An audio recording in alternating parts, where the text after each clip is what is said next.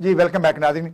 नाज़रीन, बिलों में नजायज इजाफे के खिलाफ पाकिस्तान में एहतजाज जारी है और इस वक्त मेरे साथ नवीद नून है, ये हमारे ब्यूरो चीफ हैं इस्लामाबाद के। उनसे पूछते हैं कि इस्लामाबाद के अंदर जो एक पाकिस्तान का कैपिटल है वहाँ पर एहतजाज लोग रिकॉर्ड करवा रहे हैं। उनसे पूछते हैं, जी नवीद, क्या कहोगे कि पाकिस्तान के अंदर आपने देखा कि इस टाइम बिजली के बिलों में बेतहाशा इजाफा हो चुका है और पाकिस्तान में आवाम सड़कों पर निकली हुई है, एहतजाज रिकॉर्ड करवा रही है किसी लीडर के बगैर। तो आपने लोगों से राब्ता किया, क्या कहते हैं लोगों के मुतालबात क्या हैं? सर, लोगों के मुतालबात यही है कि वो बिजली के बिलों के खिलाफ जो है वो सरापा एहतजाज तो हैं, लेकिन इस्लामाबाद में जो ताजिर बरादरी है वो भी डिवाइडेड तकसीम दिखाई दी आज हमें। क्योंकि जो इस्लामाबाद में बेसिक जो कारोबारी तबका है वो एक ब्रांड्स की सूरत में है, और ब्रांड्स के जितने भी आउटलेट्स हैं वो तमाम इस्लामाबाद में खुले हुए हैं। बाकी छोटे मोटे कारोबारी हजरात जो हैं, वो ताजिर हजरात जो हैं, उन्होंने हड़ताल की है, लेकिन वो भी एक पुरअमन रही है। वो जस्ट एक सिर्फ एक पर्दा डालने की कोशिश की गई है, या कुछ ताजिर रहनुमाओं को खुश करने के लिए शायद वो हड़ताल की गई, क्योंकि आधे शटर्स खुले हुए हैं, आधे बंद हैं, लोग बैठे हुए हैं और कुछ काम चल भी रहे हैं किस हद तक। लेकिन वो हड़ताल उस तरह से ना कोई एहतजाजी मुजाहरा हो सका और ना ही किसी किस्म से कोई एहतजाजी रैली निकाली जा सकी। जस्ट वो कुछ जो दुकानों के शटर बंद करके जो है वो एहतजाज के अंदर जो है शिरकत एक अपनी शामिल अपना शो की गई है कि हम भी एहतजाज के अंदर शामिल हैं। बाकी पूरा दिन इस्लामाबाद में कोई ऐसी एक्टिविटी की, ट्रैफिक मामूल के मुताबिक जारी और सारी रही, एक्टिविटीज जारी और सारी रही। अभी भी मैं एफएन मरकज के अंदर मौजूद था, अभी F6 सेक्टर के अंदर मैं आया हुआ हूँ, तो यहाँ पे हड़ताल जैसा तो कुछ नजर नहीं आ रहा। तो इस्लामाबाद की हद तक अच्छा नवीद, ये मैंने अमूमन देखा है कि हर पाकिस्तानी इससे इफेक्ट हुआ है, लेकिन लोगों के पास रोजगार के मौके नहीं है। तो लोग इस सूरत में आकर अपना जो बिजनेस है वो तो चला रहे हैं, निजाम जिंदगी तो चल रहा है, लेकिन लोगों के दिल में एक गमो एक गुस्सा जरूर है। लोग अपना गुस्सा निकालना चाहते हैं लेकिन उनको मौका नहीं मिल रहा।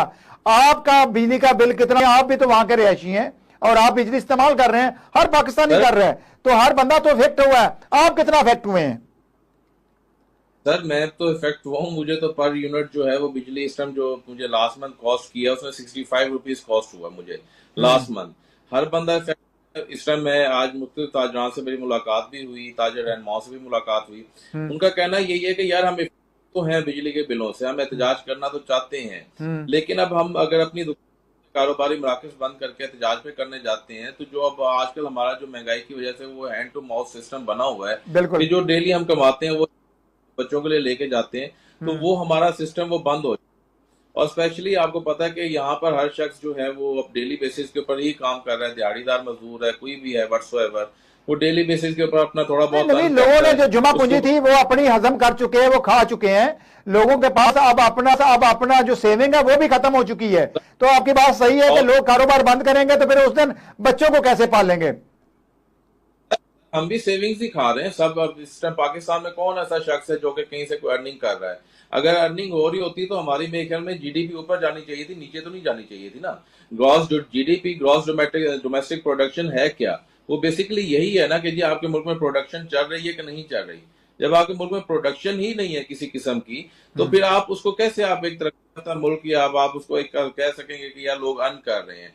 आपकी इंडस्ट्री बंद है, आपकी स्टॉक मार्केट डाउन है, ठीक है, आपका कारोबार बंद है, बिजली का आप जितनी अर्निंग नहीं करते उससे ज्यादा आपको बिजली के बिल भेज दिए जाते हैं। तो मुझे बताएं कि फिर आप क्या अर्न अच्छा, कर रहे हैं? महंगाई आप की क्या सूरत है मुल्क में अपना इस्लामाबाद के हिस्सा अंदर? डाल मैंने रहे हैं, देखा लेकिन इस आप अपने वक्त घर को जब चलाने के लिए बिजली आप बिजली महंगी बंद होती है कर रहे हैं। नाज़रीन, तो उसकी कल वजह ही से मुझे पाकिस्तान के अंदर हर बंदे की जो उसके जेब है उस पर असर पड़ता है। तो मैं ये समझता हूं कि पाकिस्तान के अंदर मुआशी हालात बेहतर नहीं होते, लोगों के अंदर जो इस वक्त का जो मुआशी मसाइल हैं वो दिन ब दिन बढ़ते रहेंगे। तो बहरहाल मैं ये प्रोग्राम जारी रखूंगा। मेरे साथ इस वक्त खालिद हुसैन भाट साहब हैं, उनसे अच्छा चले मैं कोशिश करता हूं कि ये जो ब्यूरो चीफ हैं उनसे ही बात करें।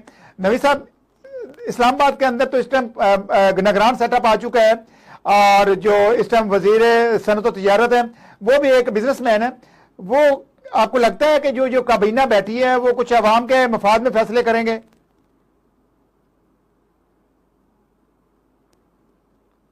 नवीद, आपने आपने मेरा सवाल सुना? अच्छा नवीद, मैं यहाँ पर ब्रेक लूंगा। जब ब्रेक से आऊंगा तो मैं आपसे ये लाजमी सवाल करूंगा कि जो हमारी वफाकी काबीना है, इन्होंने एक मीटिंग अरेंज की थी जिसके अंदर तमाम स्टेक होल्डर को बुलाया गया था और इनकी कोशिश ये कि आवाम को किस तरह रिलीफ दिया जाए, उसमें आईपीपी को भी, बाकी स्टेक होल्डर्स को भी मुशावरत में लाया गया था। जी जी, मुझे सवाल थोड़ा सा आपका कट गया था सिग्नल की वजह से। जी जी, आपको अगर मेरा सवाल समझ आ गया तो आप उसका जवाब दे सकते हैं मुझे। जी मुझे आपकी आवाज आ रही है।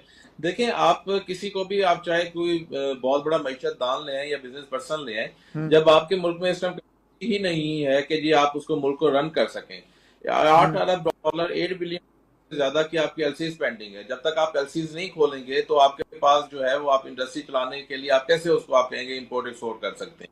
आप रॉ मटेरियल इंपोर्ट करते हैं, उससे आप इंडस्ट्री चलाते हैं। आपकी जब 8 बिलियन डॉलर की एलसी स्पेंडिंग होगी तो आप कहां से एलसी चलाएंगे? क्या हमारे मुल्क में इस टाइम 8 बिलियन डॉलर्स हैं?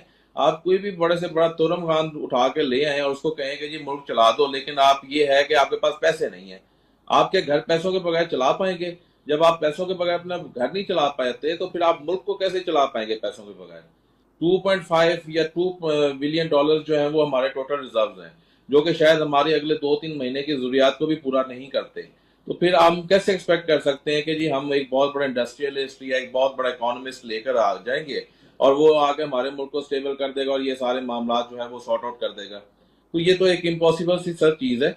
ये तो सिर्फ फेस सेविंग है कि जी हम उसको ले आए, हम इसको ले आए। एक्चुअली इस टाइम जो है वो मुल्क IMF के कंट्रोल में, उसी की पॉलिसीज चल रही है और उसी की पॉलिसीज का तसलसल है। बेगम शमशाद अख्तर साहब का आपने बयान सुना ही होगा कि मुझे अगर पता होता कि मुल्क इतनी बुरी ये ओहदा ही एक्सेप्ट ना करती।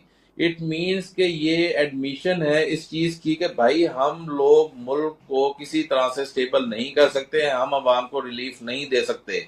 हमसे ओहदा लेना है तो वापस ले लो, हमें ओहदों की जरूरत नहीं है, लेकिन हमें गालियां नहीं खानी। ये क्लियर एंड कट कल मैसेज दिया गया है। इक्तदार के वानों में भी इस टाइम यही हलचल मची हुई है कि क्योंकि निगरान सेटअप जो है वो अपने हाथ खड़े कर चुका है और इवेंचुअली जो है वो पिछले 16 महीने की जो कारस्तानी थी उसका अजाला इन्हीं को भुगतना पड़ेगा और ये अपनी जान छुड़वा के इसे भागना चाहते हैं। अच्छा, मैं आपके साथ राब्ते में रहूंगा, आप मेरे साथ लाइन पर रहिएगा। मेरे साथ ब्यूरो चीफ सरगोदा अली रजा ताहिर। सर ऑब्वियसली आप अभी सुप्रीम कोर्ट के बयानात की बात कर रहे हैं या उनकी रिजर्वेशंस की बात कर रहे हैं। आपने अभी थोड़ी देर पहले जो साबका हुकूमत थी उसकी पॉलिसियों की भी बात की। सर देखें, अगर साबका हुकूमत कोई भी अगर अवाम दोस्त पॉलिसियां बना के जाती जिससे ऑब्वियसली अवाम को फायदा होता तो फिर उसके हवाले से बात भी की जा सकती थी कि यार हुकूमत ने अवाम दोस्त पॉलिसियां तो बनाई, हुकूमत ने अपनी तरफ से कोशिश तो की, लेकिन वो ऑब्वियसली वो पॉलिसियां या वो कोशिशें जो है वो रंग नहीं लेकर आई। हुकूमत के पास टाइम बहुत कम था, उनको जाना भी था, तो इस वजह से जो है ना वो अवाम को सही तरह से रिलीफ नहीं मिल सका। सर अभी अगर हम हुकूमती साबका जो हुकूमत थी हमारी जो गई है अभी लास्ट कुछ दिन हुए उनको गए हुए, अगर हम उनकी वो पॉलिसियां देखें या वो बिल्स वगैरह देखें जो कि वो पार्लियामेंट के अंदर पेश करते रह गए, उनमें से क्या कोई बिल अवामी मफाद के अंदर था? क्या उसमें नहीं, बिल्कुल उन्होंने दिन रात, बिल्कुल मैं आपको यहाँ पर मुझे ब्रेक लिए कहा, मैं ब्रेक लेता हूँ, जब ब्रेक से आऊंगा तो फिर इसी बात को यहीं से जारी रखेंगे। पर कहा था हमारे जो बिलावल भट्टो साहब हैं, उन्होंने कहा था कि ये वेलकम टू पुराना पाकिस्तान। तो ये अवाम को इतना पुराना पाकिस्तान तो नहीं चाहिए था। बहरहाल मैं इस सवाल का जवाब हमारे ब्यूरो चीफ हैं इस्लामाबाद नवीद नूर, उनसे लेते हैं कि जो वफाकी हुकूमत इस वक्त आई है वो कहते हैं ना सर मंडवाते ही औले पड़े, तो निगरान हुकूमत इन्होंने संभाल तो ली, इसमें कोई शक व शुबा नहीं है कि ये जो निगरान सेटअप आया अच्छे ब्यूरोक्रेट्स हैं, अच्छे टेक्नोक्रेट हैं और इनको समझ है, बिजनेसमैन है। लेकिन अब वो किस तरह सिस्टम चलाएंगे? जो सियासतदान थे उन्होंने तो घाट घाट का पानी पिया होता है, वो अवाम की नफ्सियात को समझते हैं, उस तरह फैसले कर पा रहे थे।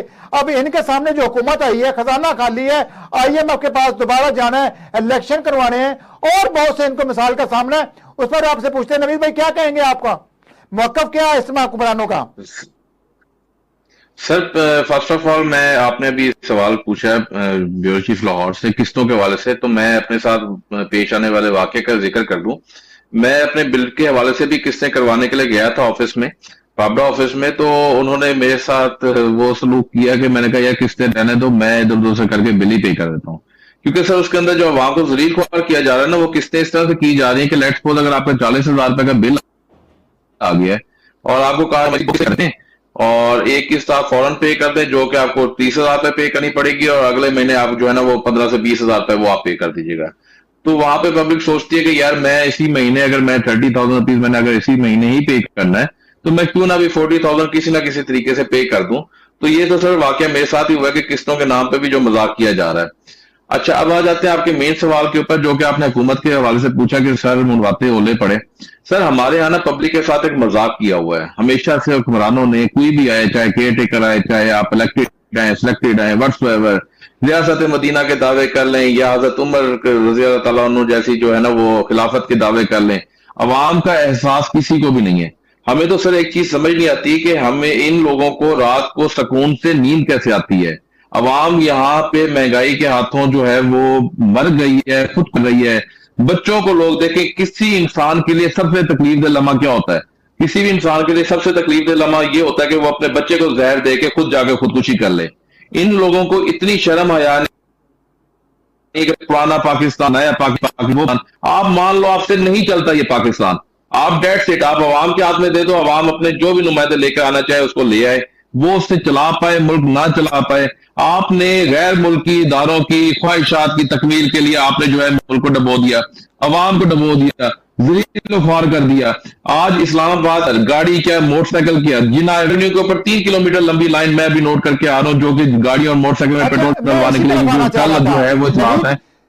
नवीद में इसी तरफ आना चाह रहा था कि देखें हुक्मरानों को इस अवाम का डर और खौफ नहीं है। मैं कहता होता हूं जिस दिन इस अवाम को ये पता चल गया कि हमने लंबी लाइनें लगानी है हुक्मरानों के घरों की तरफ, ये क्या करते हैं कि एक दिन के रिलीफ के लिए लाइनों में लगकर जूते खा लेते हैं, और इनको ये कोशिश होती है कि हमें पेट्रोल मिल जाए, और उससे चाहे 2 या 4 दिन गुजरे, उसके बाद भी तो आपने पेट्रोल डलवाना है ना। तो अगर आप हुक्मरानों की तरफ चढ़ दौड़ते हैं तो कम से कम वो आपके लिए मुस्बत फैसले तो करेंगे, उनको तो कोई डर खौफ ही नहीं होता। सर हमारे बिल्कुल आपकी बात ठीक है, हमारे यहाँ जो मुल्क में सबसे जो मेन कल्प्रेट है ना वो सबसे बड़ी अवाम ही है। मैंने आज तक जितनी हिस्ट्री पढ़ी है या जो मेरी एजुकेशन है और या जितना मैंने लोगों को ऑब्जर्व किया है उसमें मैंने मेन कल्प्रेट पाया ही अवाम को है। हर कोई अपने पसंदीदा हुक्मरान के पीछे पीछे चलता है, कोई अपने पसंदीदा हुक्मरान से या अपने पसंदीदा लीडर से एक सवाल करने की जरूरत नहीं करता। आप ये देखें कि इस टाइम नून लीग के सोशल मीडिया कैंप्स से या उनके ट्विटर अकाउंट से या फेसबुक अकाउंट से बिजली के बिलों पे तो एहतजाज किया जा रहा है, लेकिन उनसे ये पूछने की उनके अंदर इतनी जरूरत नहीं है कि भाई अभी 16 दिन पहले 17 दिन पहले तुम लोग हुकूमत छोड़ के गए हो, ये सब मुआहदे ये सब एग्रीमेंट तुम लोगों ने किए हैं, इसका जवाब हमें दो कि यार ये तुम लोग क्यों करके गए हमारे साथ। यहाँ पे हमारे साथ ये होता है कि जैसे हुकूमत बदलती है, हुकूमत बदलते साथ ही एक फौरन नारा लगा दिया जाता है कि जी वो पिछली गवर्नमेंट के करतूत थे, वो पिछली गवर्नमेंट की पॉलिसियां थी, आपको बढ़नी पड़ेगी। इट मीन्स उनके कहने का मकसद ये होता है कि ये पिछली गवर्नमेंट के अयाशियां थी, ये पिछली गवर्नमेंट के फैसले थे, ये उनकी की हुई कारिस्तानी है, ये उनके किए हुए खर्चे हैं जो कि आप अवाम अपना पेट काट के खुदकुशियां करके चाहे जहर खाओ, चाहे गुर्दे बेचो, चाहे मोटरसाइकिल बेचो, कब तक बेचोगे?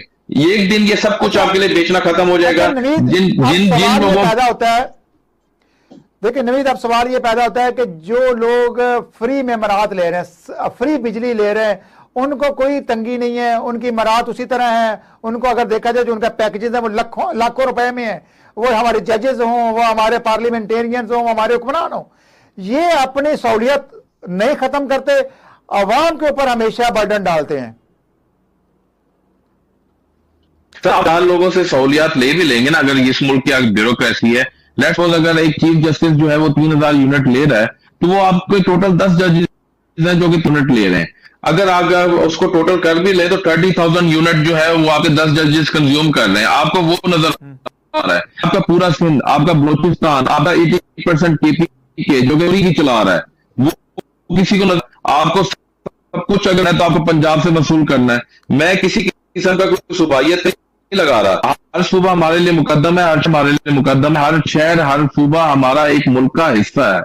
लेकिन अगर आप कहीं पे रूल ऑफ लॉ पे अगर आप रूल ऑफ लॉ पे शामिल कर लेता हूं। अली हमारे पास चंद मिनट हैं, आपने उसमें अपनी बात कंप्लीट कर